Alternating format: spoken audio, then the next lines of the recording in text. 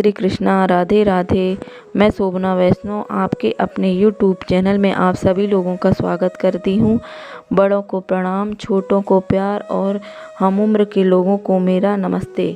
आज मैं आप लोगों को आमलकी एकादशी की कथा सुनाने जा रही हूँ। कृपया ध्यानपूर्वक सुने। मानधाता बोले कि हे वशिष्ठ जी, यदि आप मुझ पर कृपा करें तो किसी ऐसे व्रत की कथा कहिए जिससे मेरा कल्याण हो। महर्षि वशिष्ठ बोले कि हे राजन, सब व्रतों से उत्तम और अंत में मोक्ष को देने वाले आमलकी एकादशी के व्रत का मैं वर्णन करता हूँ। यह एकादशी फाल्गुन मास के शुक्ल पक्ष में होती है। इस व्रत के करने से समस्त पाप नष्ट हो जाते हैं। इस व्रत का फल 1000 गोदान के फल के बराबर होता है। अब मैं आपसे एक पौराणिक कथा कहता हूँ, आप ध्यानपूर्वक सुनिए। एक वेदिस नाम का नगर था, जिसमें ब्राह्मण, क्षत्रिय, वैश्य और शूद्र चारों वर्ण आनंद सहित रहते थे। उस नगर में सदैव देव वेद ध्वनि गूंजा करती थी तथा पापी, दुराचारी तथा नास्तिक उस नगर में कोई नहीं था।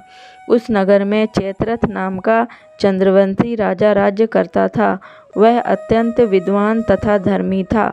उस नगर में कोई भी व्यक्ति दरिद्र एवं कंजूस नहीं था। सभी नगरवासी विष्णु भक्त थे और आबाल वृद्ध स्त्री एकादशी का व्रत किया करते थे। एक समय फाल्गुन मास के कृष्ण पक्ष की आमलकी एकादशी आई। उस दिन राजा, प्रजा तथा बाल वृद्ध सब ने हर्ष पूर्वक व्रत किया। राजा अपनी प्रजा के साथ मंदिर में जाकर पूर्ण कुंभ स्थापित करके धूप दीप नैवेद्य पंचरत्न आदि से धात्री आंवले का पूजन करने लगे और इस प्रकार स्तुति करने लगे कि हे धात्री, तुम ब्रह्मा स्वरूप हो, तुम ब्रह्मा जी द्वारा उत्पन्न हुए हो और समस्त पापों का नाश करने वाले हो। तुमको नमस्कार है। अब तुम मेरा अर्घ्य स्वीकार करो। तुम श्री रामचंद्र जी द्वारा सम्मानित हो। मैं आपकी प्रार्थना करता हूँ, अतः आप समस्त पापों का नाश करो। उस मंदिर में सब ने रात्रि को जागरण किया। रात के समय वहाँ एक बहेलिया आया जो अत्यंत पापी और दुराचारी था। वह अपने कुटुंब का पालन जीव हत्या करके किया करता था। भूख तथा प्यास से अत्यंत व्याकुल वह बहेलिया इस जागरण को देखने के लिए मंदिर के एक कोने में बैठ गया और विष्णु भगवान तथा एकादशी महत्व की कथा सुनने लगा। इस प्रकार अन्य मनुष्य की भांति उसने भी सारी रात जागकर बिता दी।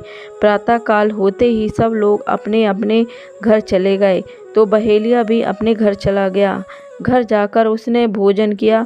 कुछ समय बीतने के पश्चात उस बहेलिया की मृत्यु हो गई, मगर उस आमलकी एकादशी के व्रत तथा जागरण से उसने राजा विदुरथ के घर जन्म लिया और उसका नाम वसुरथ रखा गया।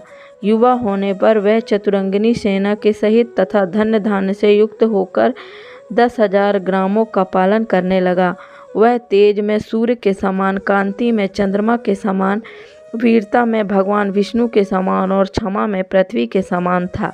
वह अत्यंत धार्मिक, सत्यवादी, कर्मवीर एवं विष्णु भक्त था। वह प्रजा का समान भाव से पालन किया करता था। दान देना उसका नित्य का कर्तव्य था। एक दिन राजा शिकार खेलने के लिए वन गया हुआ था।